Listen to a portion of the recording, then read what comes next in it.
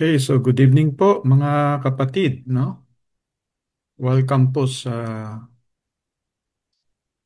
TIC Filipino Ministry Midweek Service. Ah, tayo po ngayon ay wala sa ating page dahil di makakonect. So, dito tayo aking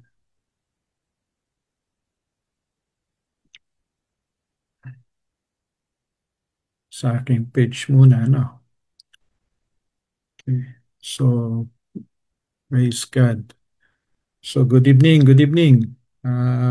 Salamat sa Diyos. Tayo po ay may pagkakataon na magkasama-sama at purihin ang Panginoon. No?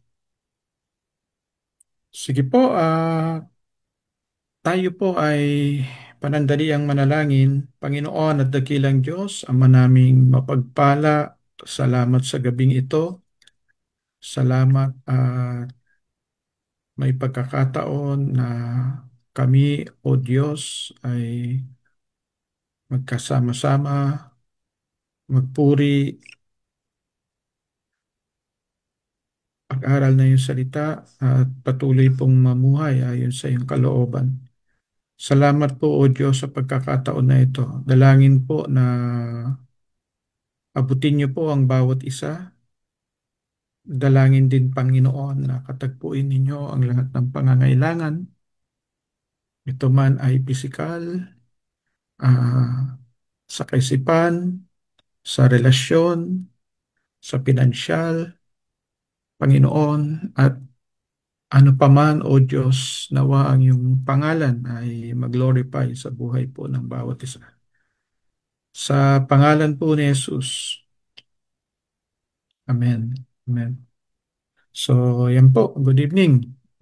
Di ko po alam kung naririyan na kayo. O ay naririto po. Ayan. So, good evening po, Ate Isabel. Ate Jenna Flor. No? Doon pa rin po sa iba ng mga kapatiran. So, good evening po. Yung iba ay pakishare na lang doon sa inyong mga chat group. Okay. Okay, so salamat sa Panginoon. So isang mapagpalang gabi sa inyong lahat na naririyan at kasama.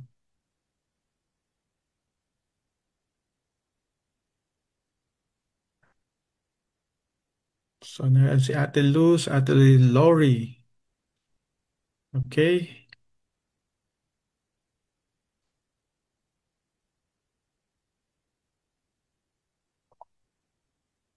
So yan po, purihin ng Diyos. So sino-sino pa po ang kasama natin ngayon, no? Okay, so good evening po sa lahat.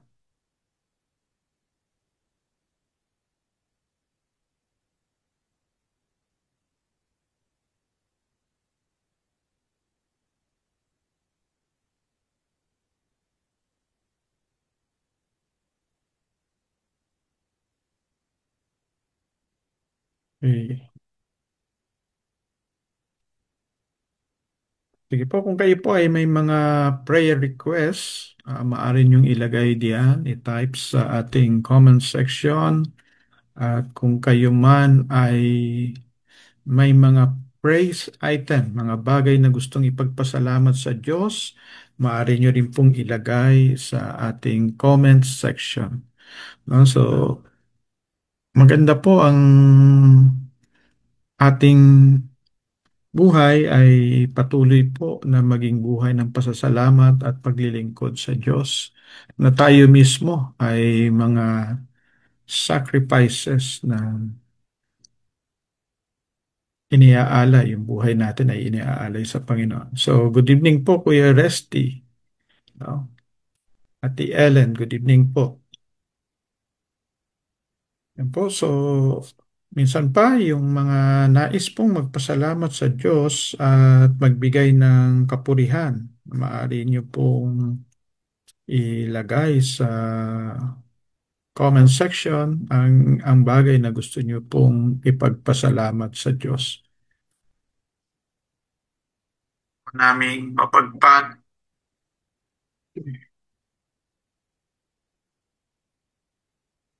At doon naman sa iba, pwede nyo ring i-share ang ating link sa mga group chat, no? O sa chat or sa ating, kahit sa ating wall. Okay. So, ito po ay hindi pa naka-public. Mamaya po, loobin ng Panginoon pagkatapos ay ilalagay ko naman sa ating page upang siya ay maging public. Okay. So, magandang gabi po, Ate Reza, Ate Andrea. Okay. Sige po, dumako na tayo sa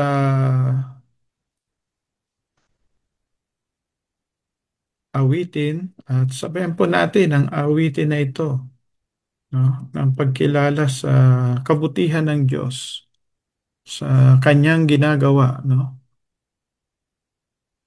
Okay, sa ating buhay. So, magandang gabi rin po, Kuya Rudy, no? Awa ay nasa mabuti kayong kalalagayan. Patuloy kayong palakasin ng Panginoon at ipagkaloob niya lahat ng inyong pangangailangan.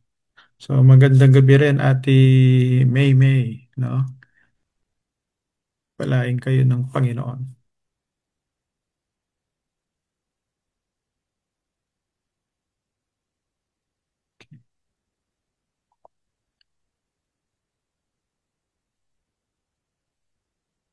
Sige po, tayo po ay dumako sa awitin. Purihin natin ang Panginoon sa kanyang kabutihan.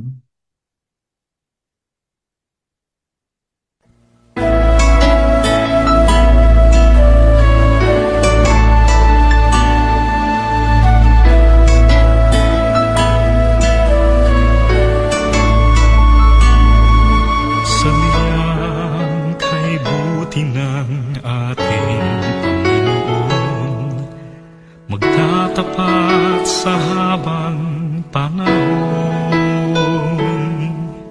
Maging sa kabila ng ating pagkukulang, biyaya niya'y patuloy na laan. Katulad ng pagsinag ng gintong araw, patuloy siyang magbibigay tanglaw.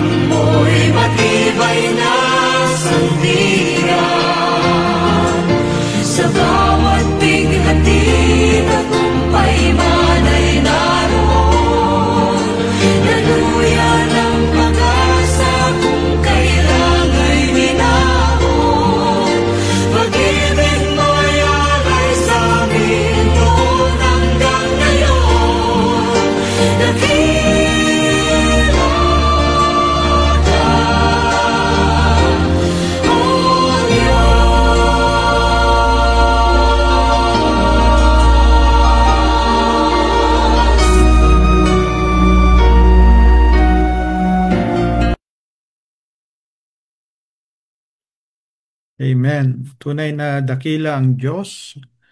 Dakila ang Diyos sa lahat ng panahon at pagkakataon. Okay, so magandang gabi po sa inyong lahat at salamat sa pagsama. Kung sakali na mahina or walang sound, maaari nyo pong i-message sa akin o kahit dyan sa comment section, no? Magandang gabi po, Ate Remy. Okay. So, yan po. Tayo po ay nasa ano na, huling yugto nung Book of Judges. Last week ay natapos natin yung whole book ng Book of Judges sa awa ng Panginoon. At sa gabing ito, titingnan naman natin yung kanyang kaugnayan sa gospel, no?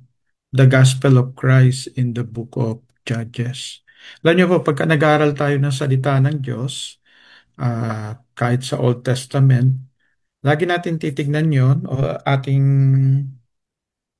susuriin mula doon sa lenses ng gospel, ng mabuting balita. Po. Same po. Sa mga naririto sa Taiwan, no? I hope na kayo po ay sa mabuting kalalagayan at hindi gaanong nilalamig. Paumpisa na yung pagbaba ng temperature at medyo ingat-ingat din sa ating mga kalusugan, pangangatawan. Dako na po tayo sa salita ng Diyos. No?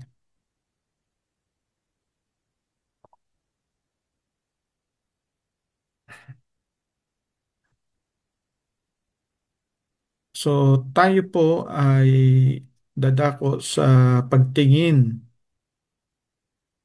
sa Book of Judges, yung whole Book of Judges sa pananaw ng o sa lente ng gospel. So nasaan ang gospel dito sa Book of Judges? Okay?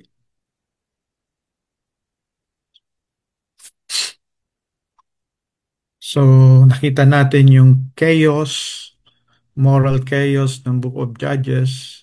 Nakita natin ang maaring mangyari pag ang bansa ay nagkawatak-watak at nagpatayan. Nakita rin natin kung walang leadership, no? Nakita rin natin kung immoral ang mga namumuno. Talagang mayroong mga bagay na makikita tayo na maaring makaapekto sa tao, sa pamumuhay ng tao. So, okay. Diyan na po kayo, no? At ito po, simula na tayo doon, no? So dito po makikita natin yung pinakahuling bahagi noong Judges 21. Sabi roon ay everyone did what was right in his own eyes. Ito po ang diwa ng kasalanan. Alam niyo po ang kasalanan ay ang pagtanggi sa pamumuno ng Diyos kapalit ng makasariling pamumuhay. Ang kasalanan ng pagkakasala ay pagiging makasarili. At ito po ay maaring tawagin ding self-rule, no? O yung hindi pagpapasakop sa kalooban ng Diyos. So sa Judges 21 ay nagpakita po ito ng isang lipunang yung lubog na lubog o bagsak dahil sa karahasan, dahil sa mga padalos-dalos na panata o pagsasalita, padalos-dalos na pagkilos, no? At yung immoral na pamumuhay o pagkakasalang moral. At ito po ang pangunahin na bakit kailangan ng gospel, no? Yung Romans 3:23 nagtuturo sa atin, all have sinned and fall short of the glory of God. Lahat nagkasala. At ito po yung tinatawag na brokenness. Na tayong lahat ay broken. Ang tao ay broken. No? Pag sinabi nating broken, wala tayong kakayanang ayusin ang ating sarili. At dahil doon, nangangailangan tayo ng divine intervention, tulong mula sa itaas. At doon sa last chapter nga, nakita natin din yung brokenness, yung moral chaos, and at the same time, yung need ng divine intervention o pagkilos ng Diyos. So pagbalik tanaw natin sa Book of Judges, yung kabuuan, no? So ang Book of Judges ay nagpakita ng cycle ng Israel. Yung paikot-ikot na lang, no? Magkakasala sila, dahil sa pagkakasala, sila ay ah, maalipin. Tapos pagka naalipin na sila at naghihirap na, saka sila tatawag sa Diyos, magsisisi, at ililigtas naman sila ng Diyos. Tapos pagka niligtas sila ng Diyos, sila ay unti-unting uunlad, at pag umunlad na sila, makakalimutan nila ang Diyos. Pag nakalimutan nila ang Diyos, siyempre lulubog uli sila sa pagkakasala, sasamba sa mga Diyos-Diyosan, tapos maaalipin na naman sila. Tapos sa kahirapan ng buhay, sila ay mananalangin, magsisisi, at sa kanilang pagsisisi ay inililigtas naman sila ng Panginoon gaya ng kanyang pangako. Okay.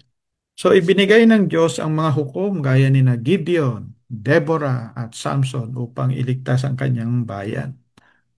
Ngunit ang kanilang mga kakulangan ay nagpakita na kailangan ng isang perpektong tagapagligtas. No, itong mga hukom na ito o yung mga judges ay nagpapakita na may kakulangan ang tao kung ang tao lamang ang ating pagtitiwalaan. So nagtapos ang aklat sa kaguluhan. At doon nga yung pinaka-last sentence, bawat isa ay gumawa ng tama sa kanilang sariling paningin. At iyan po yung tao, sa totoo lang. Tingin niya lagi, tama siya. No? Kaya nga po, ang hirap minsan na tayo po ay mamagitan sa mga taong nagtatalo at nag-aaway. Bakit po? Sa totoo lang, pag ang tao ay nakikipagtalo, nakipag-away, mas malamang tingin niya sa sarili niya ay tama siya. Okay. So yan din yung sa Judges 21:25, no? Ang sukatan nilang lahat ay yung sarili nilang sukatan. At dahil doon, tinuturing nila na sarili nila ay mga tama. Ang katotohanan, silang lahat ay may tama, no? So ito po yung brokenness ng tao. Tayo pong lahat iyon. At dito ho, makikita rin natin yung pananabik ng hari ng maghahari sa kanila o ng Kristo. Ang tunay na hukom at hari na nagdadala ng ganap na kaligtasan. At yun po yung pinaka-connection doon sa Book of Judges. Okay? So tingnan ho natin, no? Yung cycle of sin and deliverance. Babalikan ho natin yun, di ba? Then the Lord raised up judges who saved them out of the hand of those who plundered them. So ang Panginoon nag-raise talaga ng mga judges, no? At iyon ay tugon niya upang tulungan ang kanyang bayang pinili. Pero naroon nga yung repeated cycle of sin ng Israel, no? Pagka sila ay bumagsak sa pagkakasala, sila ay ma-oppress, tapos magkakaroon sila ng deliverance. Pag sila ay nanikluhod at tumawag sa Diyos, i-deliver sila ng Diyos. Magpapadala ang Diyos ng isang judge, no? O isang mamumuno sa kanila. At pagka ganon, sila naman ay manunumbalik sa Diyos, mananalangin, at pagkatapos nilang manunumbalik sa Diyos at nailigtas na, ang gagawin naman nila ay makakalimot sa Diyos. Bakit to? Kasi pagkatapos nilang mailigtas, uunlad sila, no? Pagpapalain sila ng Diyos, at sa panahon na pinagpala na sila, masagana na uli, makakalimutan na naman ng Diyos, no? At ito po ang naging cycle ng Israelita. At nawa hindi naman ito ang maging cycle natin na tayo po ay patuloy na magsisisi, patatawarin, iaangat ng Diyos, pag pagpapalain at pag pinagpala na, makakalimot na naman sa Diyos, tapos magsisisi, manunumbalik, patatawarin, tapos pagpapalain, at pagkatapos naman ay makakalimot ulit. So, hindi po mainam yun, no? Iyon po yung cycle of sin and deliverance. At gaya nga ho na sinasabi sa Roma 3:10 hanggang 12, ayon sa nasusulat, walang matuwid, wala kahit isa. Walang nakakaunawa, walang naghahanap sa Diyos. Ang lahat ay lumihis ng landas at nagpakasama. Walang gumagawa ng mabuti, wala kahit isa. So kahit na ang tao, ang tingin niya ay mabuti ang kanyang ginagawa, no? Siya pa rin ay walang nagagawa talaga. No? Ito po yung buhay na wala sa paghahari ng Diyos. Ito po yung buhay na hindi nagpasakop sa Panginoon. At ganyan po tayong lahat bago tayo makakilala sa Panginoon. At nawa kung tayo nakakilala na, wag ho tayong makalimot sa Diyos. No? Wag ho tayong lumihis ng landas. Wag ho tayong magpakasama. No? Okay, so tuloy ho natin. So, iyon na nga, ang mga Israelita ay lumilihis at ang ginagawa namang ng Diyos ay nagpapadala ng mga judges. Alam niyo po yung mga judges na ito o yung mga hukom, hindi po yan mga perpektong tao. No? Hindi po yan yung walang walang dungis. No? Tingnan ho natin. Tingnan una, isa doon sa mga pinadala ng Diyos na maging judges ay si Gideon. No? Sabi ni Gideon, ako mismo ito ang Diyos ang nagsasalita rito. Ako mismo ang nagsusugo sa iyo. Sumagot si Gideon, ngunit Panginoon, paano ko maililigtas ang Israel? Ang aming angkan, ang pinakamahina sa lipi ni Manases, at ako naman ang pinakahamak sa pamilya namin. So dito makikita natin ang isang pinuno na pinili ng Diyos, hindi kalakasan, no? Hindi mayaman, walang katungkulan. Pero sa awa at biyaya ng Diyos, siya po ay pinili. At siya po ay gagamitin. At siya ay sinusugo ng Diyos. Okay. Alam niyo po, ganyan po eh. No? Yung mga ano ay flawed, no? Yung mga judges doon ay flawed, no? At nangangailangan ng talaga ng perfect savior. Tingnan pa ho natin ang isa pa, si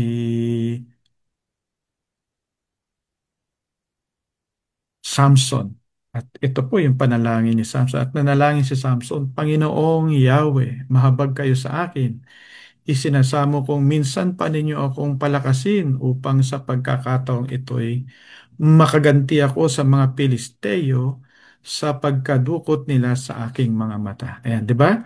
Matatandaan natin yung istorya ni Samson kung papaano siya ay namuhay na hiwalay sa talagang kalooban ng Diyos, no? Naging matigas siya. Pero kahit sa gitna na yon, ginamit pa rin siya ng Panginoon.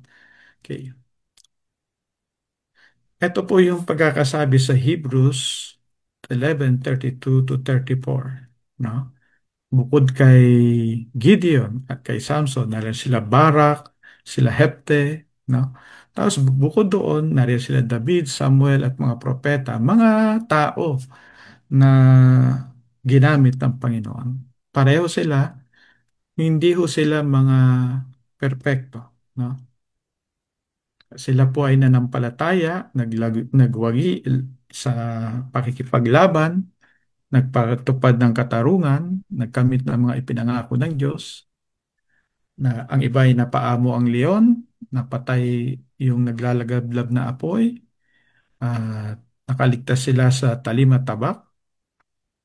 At sabi doon, sila'y may hina, ngunit binigyan ng lakas upang maging magiting sa digmaan, kaya't natalo ang hukbo ng mga dayuhan. Okay. So ito po, napaka-importante nito. No? Sila'y mahihina, ngunit nagwagi. Yan. So, ito po ang mga taong ginamit ng Panginoon. May hina, ngunit nagwagi. Okay. So, flawed judges point to a perfect Savior. Itong may mga tinatawag na kahinaan, itong mga tinatawag na mayroong kapintasan, pero ginamit pa rin ng Diyos itong mga grupo o katulad nila Gideon, nila Barak, nila Samson, nila Hepte, maging sila David at Samuel, ay nagpapakita na kahit sino sa atin ay pwedeng gamitin ng Diyos. Ah, Kaya akma yung awitin na dakila ka na dakila ang Panginoon, na awitin natin na dakila ang Panginoon, na tapat ang Diyos kahit kailan. No? Okay, so tuloy ho tayo sa second part ng flawed judges. Okay? So dito, bawat judge ay imperfect. Yan. Bawat judge ay imperfect. May matakutin, may impulsive, at meron morally compromised. Ang kanilang kahinaan ay nagpapakita na need natin ng isang perfect deliverer. Okay? Need natin, kailangan natin ng perpektong tagapagligtas. Okay? At sino yun? Yun po ay ang ating Panginoon. Yun po ay ang ating Panginoong Heso Kristo. Sabi rin sa Hebrews 12 verse 2, fixing our eyes on Jesus, the pioneer and the perfecter of faith.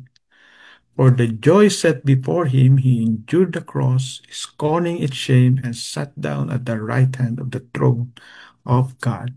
No? Ang nagpasimula at magtatapos ng ating pananampalataya ay ang Panginoon. At siya lamang po ang naging kadahilanan upang tayo ay maligtas, upang mabayaran ang ating mga kasalanan. Dito po, tinitingnan po natin ang mga tao na katulad ng mga judges, katulad nila David, no? Sila po ay namuhay hoping, no? Umaasa sila sa pagdating ng Kristo o ng Mesaya. Hindi pa man nila nakikita. Tayo naman, so sila ay looking forward sa kapanganakan ng Kristo. Okay? Ganun po yun. Tayo naman, mga kapatid, na namumuhay ngayon, makatapos na ang Panginoon ay mapako sa krus, mabuhay muli, no? At ngayon ay nasa trono na sa kanang trono ng Diyos. Tayo naman ay looking backward at doon yung doon yung tayo ay nananalig, no? So placing our faith on the finished work of Christ. Doon sila sa Old Testament, they are looking forward, no? Hopefully waiting para kay Kristo. Tayo naman ay looking backward, placing our faith in the finished work of Christ, no? So ganun po yung kaibahan natin bilang New Testament believer, pero at the same, yung pananampalataya natin ay nakatuon sa Panginoong Jesus. Okay. So yan po. Pangatlo, makikita natin dito yung pangangailangan ng hari, no? Yung pagsulat na sabi ron sa verse 6, in those days Israel had no king. Everyone did as he saw fit. Sabi ron sa verse 1 ng chapter 18, in those days Israel had no king. At doon sa 19 verse 1 and 2, at ito po yung medyo pinaka culmination na, no? Yung 19. Yung 19, 20, and 21, yan po yung pag-angat ng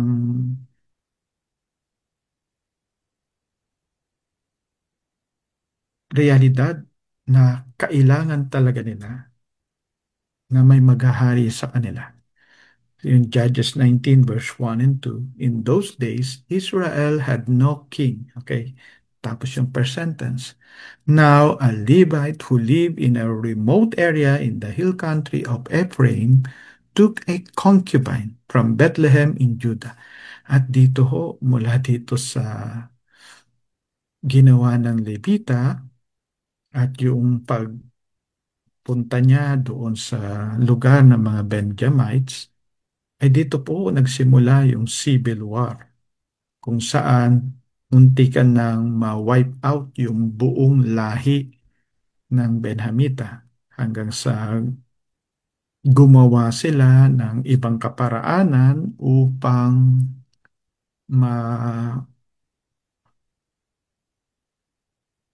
matugunan yung pangangailangan na mayroong mga kadalagahan na magiging asawa ng mga natirang Benjamites. Dahil ang ginawa ng mga Israel, gaya nga ng mga nakaraan nating pag-aaral, ay nilipol nila yung yung mga matatanda, bata at mga kababaihan, no? Natira lamang ay yung mga sundalo na nakatakas. So dito po mga kapatid, talagang ang hirap pagka ang tao ay lubog sa kasalanan at lubog sa pagkabilib sa sarili na tama ang ginagawa at pinaglalaban kahit mali ay pinaglalaban pa rin, no? Minsan may ganyan, di ba? May mali na nga ay pinaglalaban pa. At yung mga nagkamali ay tinatakpan pa. Yun nakita natin doon, no? Tapos, yung pinakahuling verse, in those days there was no king in Israel. Everyone did what was right in his own eyes. So ito po mga verses na ito ay pagpapakita na nangangailangan sila ng maghahari. Okay. So yung kaguluhan doon sa aklat ng Judges ay nagpakita ng pananabik para sa isang matuwid na hari. Si Kristo ang katuparan ng pangangailangan. Kailangan nila ng eternal king na maghahari na may katarungan at biyaya, no? Truth and grace. Holiness, justice, grace, righteousness. Na dapat yung magkakadugtong eh. Okay. Alam niyo po ang Panginoon, dineclare niya na siya po ay hari. At ito po yung isa doon sa declaration niya. John 18:36 to 37. Jesus said, "My kingdom is not of this world. If it were, my servant would fight to prevent my arrest by the Jews. But now my kingdom is from another place." "You are a king then," said Pilate. So makikita natin dito si Jesus Christ na dinideclare niya na siya ay hari at siya ay may kaharian. My kingdom is not of this world. Okay? So dinideclare niya yung kingship niya nung panahon na yan. Nakahalap niya si Pilato. At doon nga sa Revelations 19, makikita natin doon ang deklarasyon na siya ang hari ng mga hari at Panginoon ng Panginoon. Okay. At dito po, kahit sa gitna ng pagkakasala, kahit sa gitna ng pagkawala nila sa kalooban ng Diyos, kahit sa gitna na sila ay patuloy doon sa cycle na sila ay pagpapalain, pag pinagpala na sila, makakalimot sila sa Diyos, babagsak sila sa kasalanan, at sa pagkabagsak sila sa kasalanan, sila ay maaalipin, matatalo ng kaaway, at pag natalo sila ng kaaway, mawawala yung mga pribilehiyo nila, mawawala yaman nila, manganganib ang buhay nila, sila ay iiyak sa Panginoon, patatawarin sila ng Panginoon, magpapadala ng hukom, judges o magliligtas sa kanila ng deliverer ang Diyos. At continuous yung cycle na yun, no? Dito ho makikita natin yung tinatawag na mercy, no? Yung mercy and grace ng Lord. Yung God's relentless mercy, God's relentless grace. Maawain ng Diyos, mahabagin ng Diyos. Sabi ro sa Judges 10, verse 15 to 16, and the people of Israel said to the Lord, we have sinned. Do to us whatever seems good to you. Only please deliver us this day. Only please deliver us this day. Okay?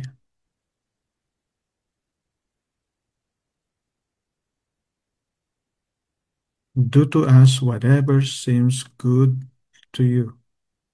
Only please deliver us this day. Yun, diba? Yun po yung pagpapasakop nila. Inamin nila sila yung nagkakasala, tapos inaccept nila na may mga consequences yung kanilang pagkakasala at hiniling nila na maligtas sila ng araw na yun. At dito ho, kahit na ang mga tao ng Diyos ay nagrebelde, makikita pa rin natin yung mercy ng Diyos, yung awa ng Diyos. At ito po ay nagtuturo sa atin, no, kay Kristo. Siya yung perpekto at siya yung final grace. Siya yung talagang biyaya ng Panginoon, ng ating Panginoon. No? Sabi sa Romans 5 verse 8, but God show His love for us in that while we were still sinners, Christ died for us. Alam niyo po, yun yung talagang pagpapakita ng grasya at biyaya ng Panginoon. Namatay si Kristo, hindi nang perpekto tayo. Namatay si Kristo nung nagkasala tayo o nasa kalalagayan tayo ng kasalanan. Inoffer niya yung sarili niya para sa kabayaran ng kasalanan. Ito po yung mayamang habag, mayamang awa ng Diyos. At dahil doon, tayo ng mga spiritually dead ay nabuhay muli o naborn again o nagkaroon ng bagong panimula sa Diyos. So, sa panghuli, ito po yung mga takeaways natin dito sa Book of Judges. No? The Gospel of Christ in the Book of Judges. Tatlong bagay na maaari nating tandaan. Okay. Una, si Kristo po ang ating pag-asa sa kinabukasan. Bakit? Siya po ay darating muli. Tayo po ay kukunin ng Panginoon. Ayaw man natin o hindi, mawawala yung buhay na ito. At pag tayo po ay namatay, pagbalik ni Kristo Jesus, ang mga namatay ay bubuhayin. At ang mga nadatnan naman niyang buhay ay kukunin niya. At tayong lahat na namatay at yung natirang buhay ay magkikita-kita tayo doon sa air. No? Gaya ng sinasabi doon sa Thessalonians. So, bagamat yung Book of Judges ay natapos sa despair, pero ito po ay nagsaset ng stage ng coming ng kings, no? Yung mga hari na, mga hari ng Israel at Judah. Okay. At dito po, makikita natin yung pangangailangan ng Messiah. At po yung gospel fulfillment. The gospel is the answer to the longing for righteous leadership and lasting peace. In those days, there was no king, but now Christ reigns forever. Noong Sunday, alam natin siguro na Merong mga November 30, no? Merong highly publicized na mga pagtitipot na no, na patungkol sa politika. Ang hindi publicized o wala sa media ay yung pagtitipon ng mga mananampalataya, no? Na mula sa norte, no? hanggang sa mula doon sa norte hanggang sa Mindanao, mula Luzon, Visayas, Mindanao, halos lahat ng probinsya ay may nagtipon-tipon. Yung Jesus Reigns every November 30th ng taon, araw ng ah, ka- araw ng pagtanaw sa kabayanihan. Hindi yun publicized, no? Ang ginawa ko lang ay pinost ko, nirepost ko lang doon sa aking wall na pagsasabi na mayroong mas importanteng meeting o pagtitipon na nangyayari noong Sunday bukod doon sa worship ay yung pagtitipon ng mga mananampalataya from different churches. They meet together to declare that Jesus Christ is King, that Jesus is reigning, regardless ng kanilang denomination. They worship together, they pray together, at yun po yung pagpapakita na ang kailangan talaga natin ay ang Panginoong Yesus. So, nung panahon nito, balik tayo sa Book of Judges. In those days, there was no king, but someday Christ will reign forever. Sabi sa Revelations 1 verse 5, Jesus Christ, who is the faithful witness, the firstborn from the dead, and the ruler of the kings of the earth. Si Jesus Christ po ay nagahari. Siya ang firstborn from the dead. Okay. And then sa latter part ng Revelation, sabi doon, Hallelujah, for our Lord God Almighty reigns. Jesus reigns. Christ is our hope for the future. Number two, no? Restorations through sacrifice. Diba? Ginawa rin nila yon. The Israelites offer sacrifices at Bethel seeking reconciliation. These rituals point forward to the ultimate sacrifice, Jesus on the cross. Si Yesu Kristo ang ultimate na sacrifice. Si Yesu Kristo ang ultimate na pagpapakita ng grace, ng mercy ng Lord. Si Jesus Christ din ang ating ultimate sacrifice. Okay? We are able to come doon sa throne of grace because doon sa ginawa ni Jesus Christ sa cross. Okay? Ito po yung fulfillment ng gospel. Sabi ro sa Hebrews 9:26, He is the atoning sacrifice for our sin and not 1 John chapter 2 verse 2. He is the atoning sacrifice for our sins and not only for ours but also for the sins of the whole world. Okay? So si Jesus Christ, siya yung ultimate na sacrifice para sa lahat ng ating pagkakasala. Sabi ron sa Hebrews 9:26, He has appeared once for all to put away sin by the sacrifice of Himself. Si Jesus Christ ang ultimate, no, na sacrifice. At tayo po ay na-restore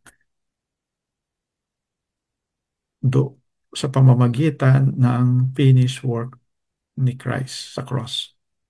Pangatlo, Christ is the true judge and deliverer. Okay? Acts 10:42, ito po pagkakasabi. He commanded us to preach to the people and to testify that He is the appointed one. He is the one appointed by God to be judge of the living and the dead. So yung pinakahuling judge, no?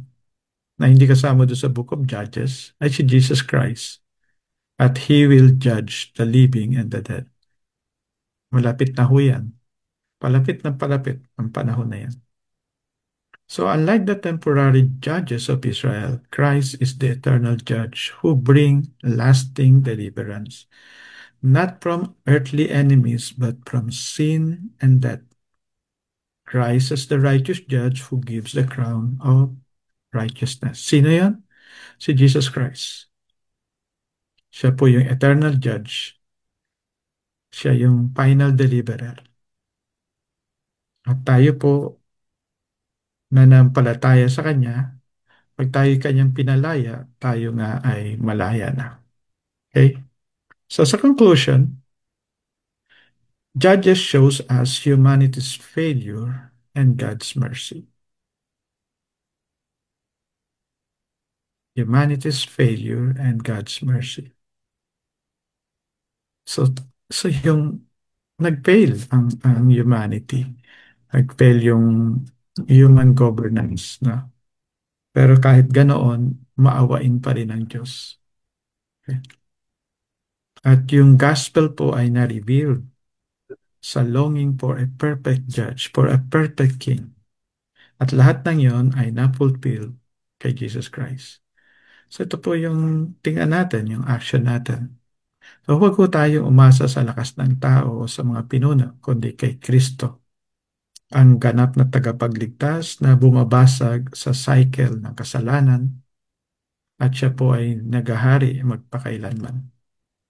Yan po yung Book of Judges sa kabuuan. Tinutukoy dito, kahit sino pang mamumuno, lahat ng yan ay may kahinaan. Lahat ng yan, no, kahit na mapaayos, ay may makita ka pa rin. Butas. At tanging kay Kristo lamang yung paghahari na buong-buo na masasabi nating perfect, na may integrity, may righteousness, may holiness, magtatagal, no, sa Panginoon lamang. At ganun din nawa ang ating gawin sa ating pag niniig sa Diyos sa paghahanap natin ng katarungan, paghahanap natin ng pagbabago, na nawa maghari ang Panginoon una sa atin, sa ating pamilya, sa ating komunidad, hanggang sa ating bayan. Magandang gabi po sa ating lahat. Nawa po ay may napulot kayo kahit kaunti sa pagwawakas nitong pag-aaral sa Book of Judges. God bless po. Okay. So, salamat po sa pagsama sa lahat ng sumabay dito. Wala naman ata tayong mga prayer request, no? Okay. So, siguro ipapanalangin na lang natin patuloy ang ating bayan. Nanawa, bawat pamilya ay magkaroon. No? Malapit na yung Pasko. Nawa, ipanalangin natin na ang bawat pamilya ay magkaroon ng 500 US dollar para sa kanilang Noche Buena. Sige po, tayo po ay manalangin. Panginoon at dakilang Diyos, sa manaming mapagpala, sa iyo po ay lumalapit kami at nahiling ng biyaya mo, ng kahabagan mo. Patuloy niyo po kaming ituon sa paghahari ni Kristo Jesus. Tunay nga po dito sa lupa, kami ay mga dayuhan lamang. At diyan sa iyong kalangitan, Panginoon, ang aming tahanan. Turuan niyo po kami, Panginoon, na ma-break ang mga cycles, O God. Kung kami man ay tulad ng Israelita na paikot-ikot sa kasalanan, sa panunumbalik, sa pagliligtas mo, sa pag-unlad hanggang sa pagkalimot. Nawa o Diyos, patuloy po na nawa kaming lahat ay umunlad sa pananalig at patuloy niyong kalingain, pagpalain, samahan, gabayan, Panginoon. Pagpalain niyo po ang bawat isa na narito, Panginoon, nakasama sa gabing ito at sa mga lahat ng maaabot pa ng mensahe na ito, O Diyos. Hiling din, Panginoon, ang patuloy mong pagkalinga sa aming pamilya, sa mga mahal namin sa buhay. Sa mga naliligaw, dalangin namin na kaugnayin niyo po ang mga mahal namin sa buhay na naliligaw na sila, Panginoon, ay manumbalik sa iyo at manumbalik sa kanilang pamilya. Dinadalangin din ang lahat ng may mga sakit at karamdaman na kayo po ang magpagaling, kayo po ang magpalakas. Ganon din po sa lahat ng pangangailangan, O Diyos. Dinadalangin ang paggalaw at pagkilos mo na tugunin ang lahat ng pangangailangan. Maging ang aming bayan, O Diyos, ay aming pinapanalangin ang bansang Pilipinas. Dalangin namin, Panginoon, ang patuloy na awa mo't habag, O Diyos. Dalangin namin, Panginoon, ang aming mga kababayang naghihirap, Panginoon.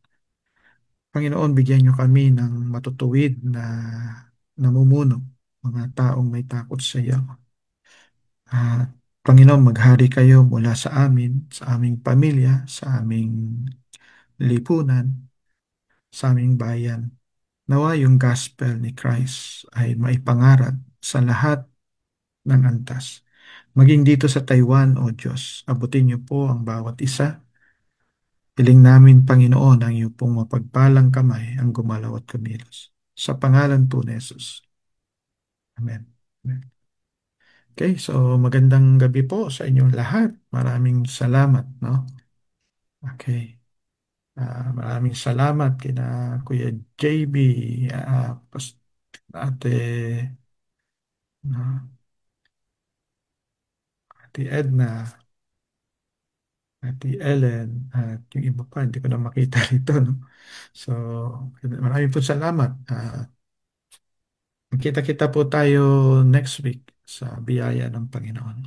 Patuloy kayong pagpalain, pangunahan, pagpalain nawa ng Diyos ang ating pagtitipon sa Sabado sa Tauyen. Tauyen ay mayroong tayong bisita, no? Yung sila Pastor Noel galing from Laguna ay minsan pa ay dadalaw sa gawain sa Tauyen sa Sabado. Sa Sunday din, sa pagtitipon sa Hualien, sa sa Nung'an, dyan sa Chungsan, sa Taipei. Nawa ang biyaya ng Panginoon ay patuloy pong sumama sa atin at pagpalain tayo ng Panginoon. God bless po sa lahat.